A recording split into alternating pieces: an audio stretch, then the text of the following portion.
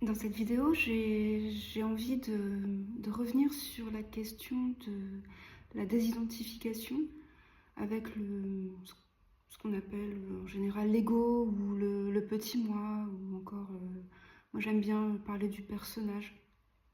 Le fait que l'éveil, c'est la conscience qui se reconnaît en tant que tout ce qui est, et la désillusion, en fait, le déconditionnement, on va dire.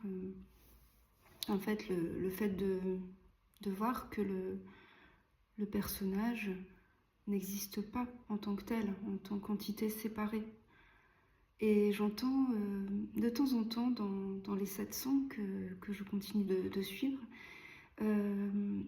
j'entends parfois toutes les craintes liées à cette désillusion, je ne sais pas comment, avec l'idée que mais comment vais-je pouvoir fonctionner dans ma vie quotidienne, voilà, comment ça va continuer de fonctionner. En gros, ça tourne un peu autour de ça. Et du coup, je voudrais faire une analogie qui est tout à fait de saison, puisque je vais vous parler du Père Noël. Et on compare un petit peu parfois l'éveil et justement le fait de reconnaître que le personnage n'existe pas en tant que tel, avec voilà, la perte de la croyance en le Père Noël. Et du coup, ça donnerait quelque chose comme ah oui, mais si j'arrête de croire au Père Noël, en gros, je vais plus avoir de cadeaux. Mais vous voyez bien que, en fait, c'est déjà le cas, c'est-à-dire que ça fonctionne déjà sans qu'il n'y ait personne aux commandes, en quelque sorte. De la même façon que, voilà, ce n'est pas parce qu'on ne croit plus au Père Noël qu'il n'y a plus de cadeaux. Et d'ailleurs, si vous êtes parent, je suis sûre que vous avez déjà utilisé cette tactique avec vos enfants, de dire attention, si tu n'es pas sage, le Père Noël ne passera pas. Et vous voyez bien que tant qu'il y a cette croyance en Père Noël, il y a aussi une possibilité de manipuler finalement.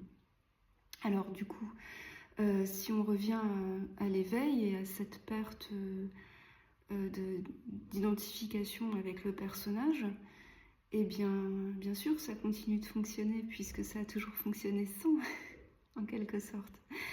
Vous n'allez rien perdre en fait, à part finalement, je dirais les effets secondaires de cette croyance en un centre de contrôle, en une personne incarnée qui est aux commandes de sa vie, et ce que j'appelle les effets secondaires avec cette croyance en une séparation, eh bien